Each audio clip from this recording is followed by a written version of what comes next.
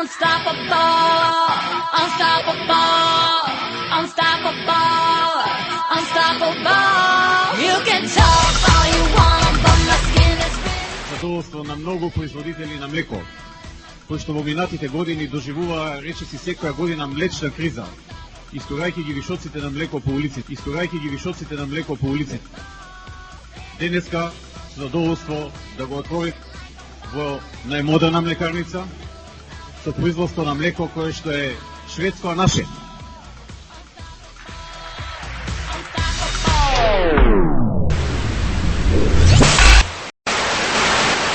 Исторајќи ги вишоците на млеко по улиците. Млекото на сточарите од Источна Македонија наместо во откупните центри заврши на улица. Стотина фармери од Штип, Кочани, Свети Николе, Струмице и Радовиш 2 часа го блокираа сообраќајот на патот Штип-Велес. Протестите ги организираше Федерацијата на фармери, бидејќи млекарницата Свидмилк не им го исплатила предаденото млеко. У шведско млекаро давамо млеко 6 месеца, пари не се ни уопште дале.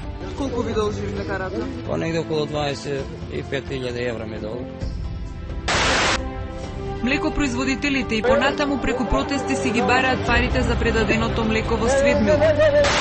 Нема да остане ниту крава во Источна Македонија, се заканија сточарите. Парите од продажбата, наместо на сметка на Свидмилк, одат во неговиот джеб. Ова сето се случува пред очите на владата и на јавноста. Огромен, многу голем, како да гледаме. Ние не сме свесни каде отидат толку многу пари за само една година постојано. Млекото се уште се... Со секој ден, со секој многу литро млеко предадено од сточарите, криминалот во Шведска... Цели фамилии пропаѓат. Страдат се и пропаѓат од глад. Немат пари да ги подмират основните потреби. Државата мора да најде одговор дека... Двајца млекари од Битолско се полесно повредени кога синоќа полицијата тргнала да ги отстранува барикадите што... Кога тргнавме од своите трактори, за да го напуштиме местото, тие почнеа да мават со плоци, со тупањци, со пентраци, не бираат средства и начин. Мене ме сврдија со пентраци, со плоци, со тупањци и се размава. И бара лични податци.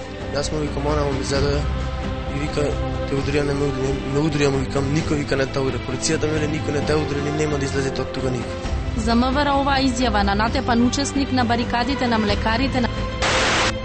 Го видов човек кој што беше позади мене, пошто кога ме пуштив, што маваше со плоци и со тупањци. На среќа не маваја по лицето, може тоа му беше и целта, заради тоа што ако имаше некакви видливи знаци, да не покренеме некаква постапка против нив.